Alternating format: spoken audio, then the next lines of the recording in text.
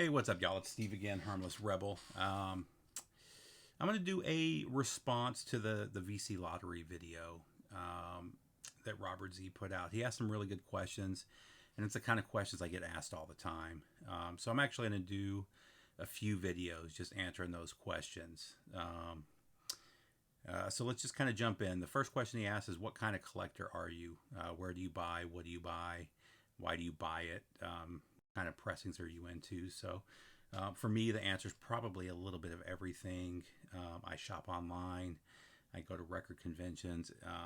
I hit strip malls from time to time. And I used to hit the thrift stores all the time. I haven't gotten anything in a thrift store in probably 2 years. So I'll pop into them from time to time now, but it's pretty rare.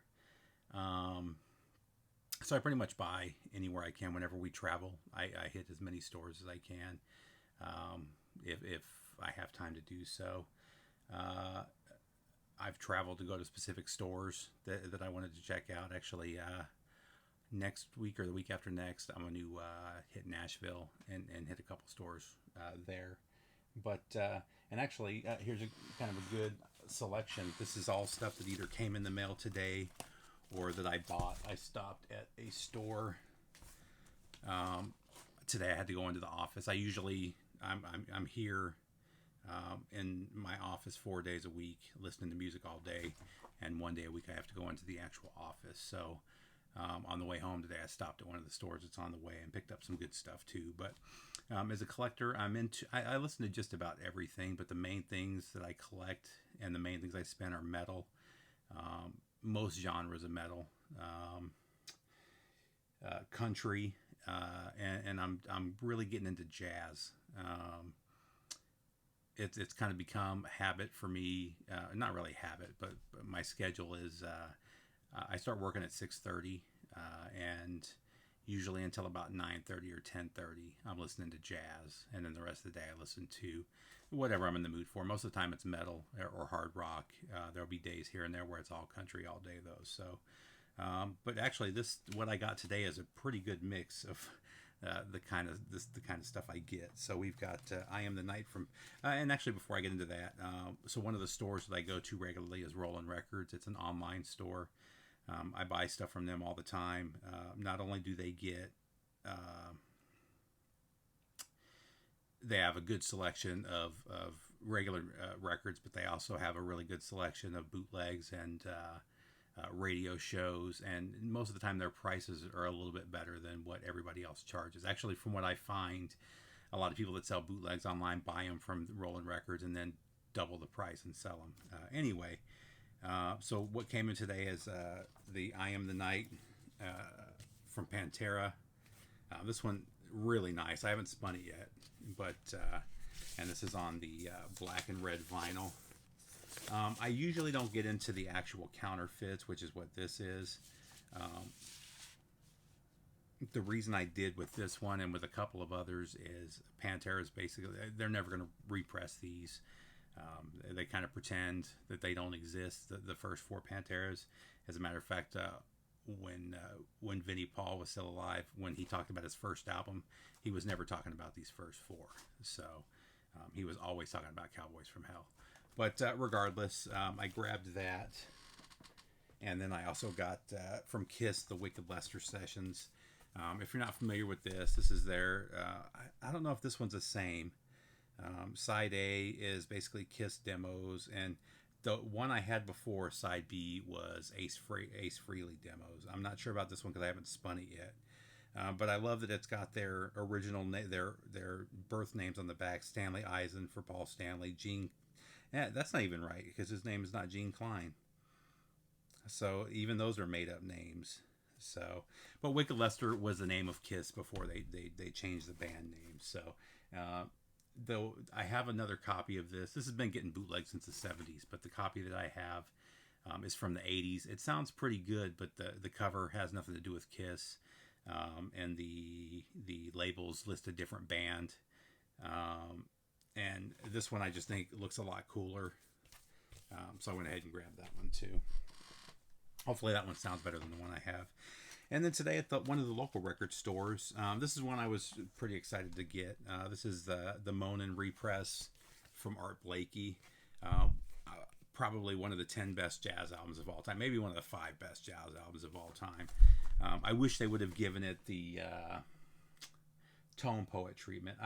The tone poets are only a few dollars more, and they sound so good. I wish Blue Note would just do tone poet, that format from now on. I haven't listened to this one yet.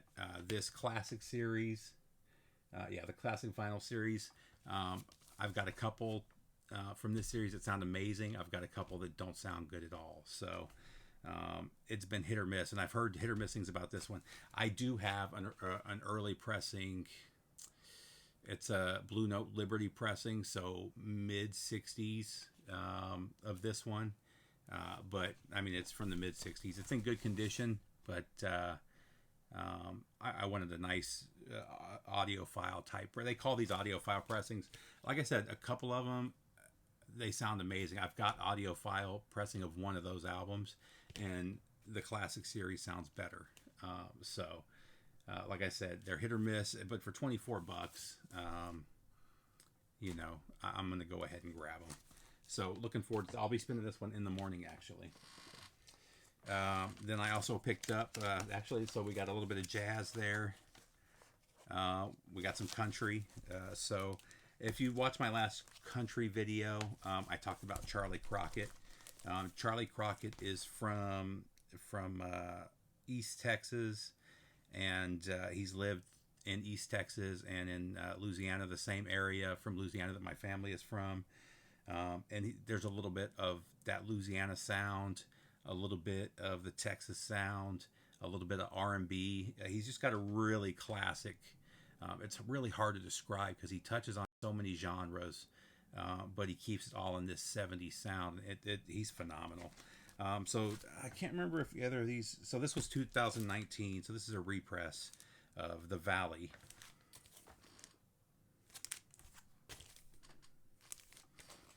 And then is this his new one? Let's see. It doesn't even say. Nope, this one's 2018. So, like I said, I've just been grabbing these as they come out. I think I've got 5 of his albums now, but this is Lonesome as a Shadow. So these are both recent represses. So looking forward to spinning that. And then more country. Yep. So this one was kind of cool. This is a 70s European pressing. Does it say where it's from? Holland. So it may be a German pressing. The ones that are on Holland, sometimes they're Germany. But it's a near mint pressing of Linda Ronstadt, the Southern Belle. I love 70s Linda Ronstadt. And it's on gold vinyl, which you don't see a lot of.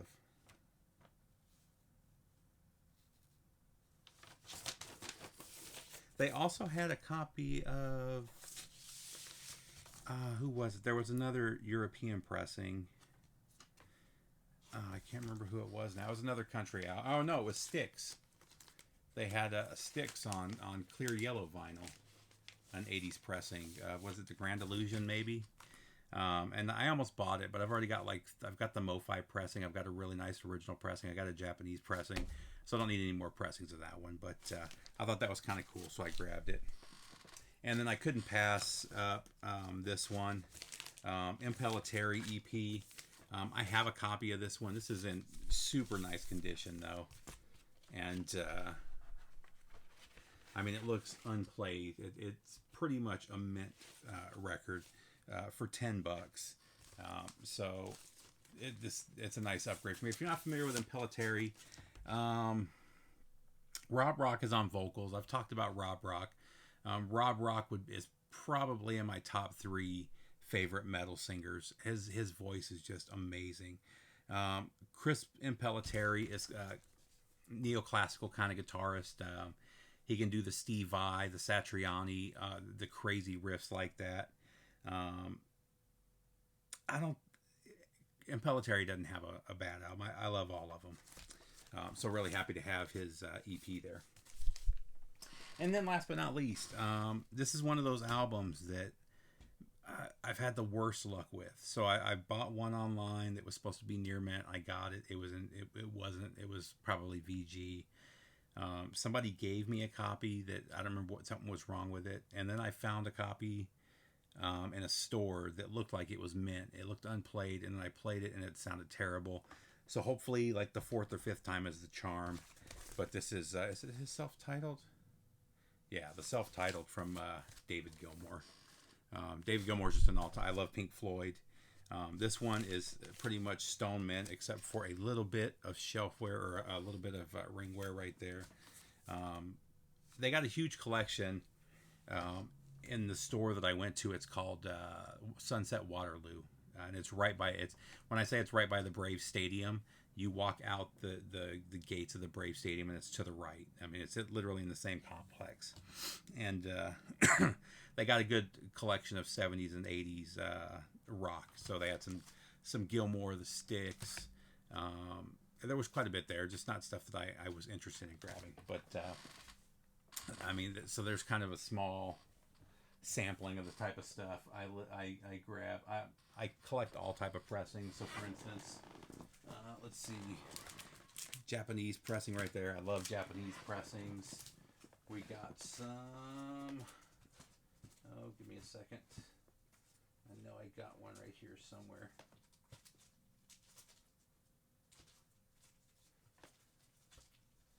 I've got a German pressing here somewhere I'm looking for. Oh, there we go. So here's a couple more recent pickups.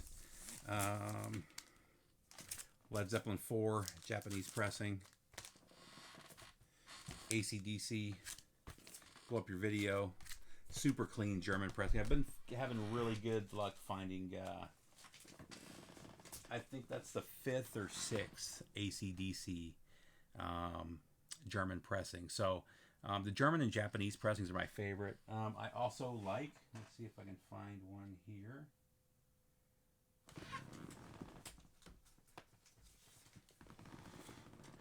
I also collect MoFi. Love MoFi. This is one of the recent ones. Unfortunately, one of the issues I've found with the older MoFis, this one, if you look at it, it looks near mint. The vinyl does too. It just doesn't sound that good.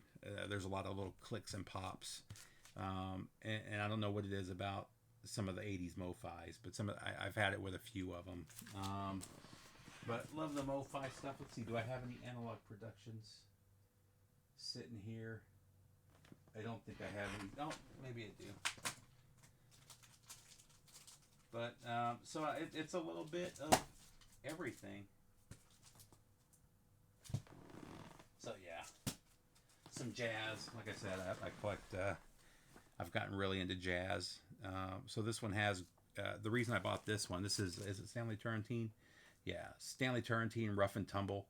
The reason I bought this one is because it has Grant Green on guitar. He's become one of my favorite jazz musicians. Anything I see with Grant Green in it, I buy it. Anything with Eric Dolphy, I buy. I love Eric. He's probably my favorite jazz musician. So yeah, that's a couple of big ones for me there. Oh, actually, I might have some Analog Productions right here. Speaking of audiophile stuff, give me a sec. Actually, I know I do. Actually, there's another MoFi and an Analog Productions.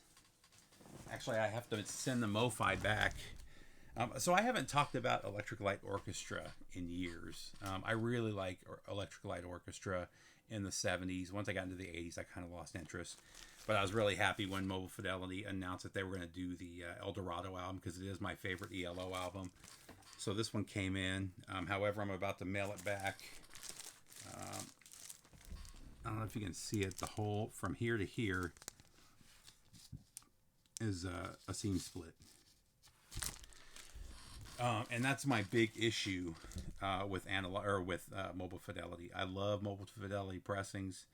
They're some of the best sounding. They're definitely the quietest vinyl out there. Unfortunately, because of the jackets they use. So the way the jackets are done with Mobile Fidelity, they have the cardboard and then the paper goes over the cardboard. So the top and the bottom are really thin, and it's basically just paper. and they have a tendency to seam split in shipping.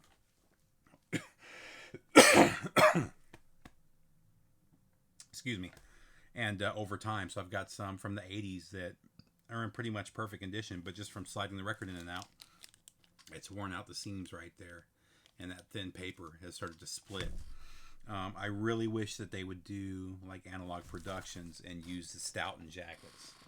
The Stoughton jackets are some of the best jackets I've ever seen, and here's a good example of it. I just got this one in. This is part of the Analog Productions Prestige collection, or Prestige series. This one is Soul Train, which I haven't listened to yet, but this is Coltrane, Garland, Paul Chambers, who I also like, and Arthur Taylor. This one came in yesterday, so I'm looking forward to spinning this one as well. And as much as I love Analog Productions, sound-wise, what's the word I'm looking for? The mastering on the Analog Production stuff blows away.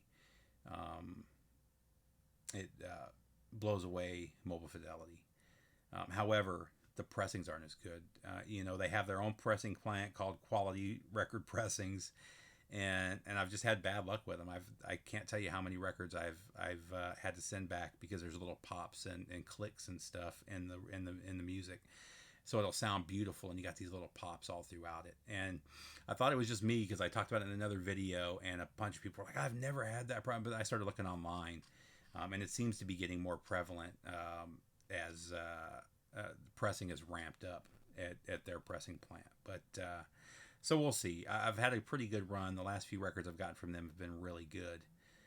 However, the UHQR of Miles Davis, that one they replaced 3 times. The first time it was super noisy, and there was a press release that there was an issue with the first run because they only press 1,000 per stamper, and then they do a new stamper. And but they said it was fixed. So the second one they sent me it was dead quiet, but it had a pressing issue where like halfway through, can't remember what song it is, but halfway through one of the songs on side A, there was a real weird screech. It lasted like half a second, and so I emailed them about it. They had no clue what it was, so they sent me a third replacement, and the third replacement sounded better than the first. Not as good as the second, but finally I just accepted it. It is what it is. But they're going through all this stuff for these beautiful quality records, and they just don't sound. They're just not as quiet as the Mobile Fidelity pressing. So anyway, like I said, I collect a little bit of everything. So that's pretty much it. I'll do the next video. Give it a couple days, and I'll answer the next question. But I hope everybody's good. Take care, subscribe, and hey, stay safe. Bye.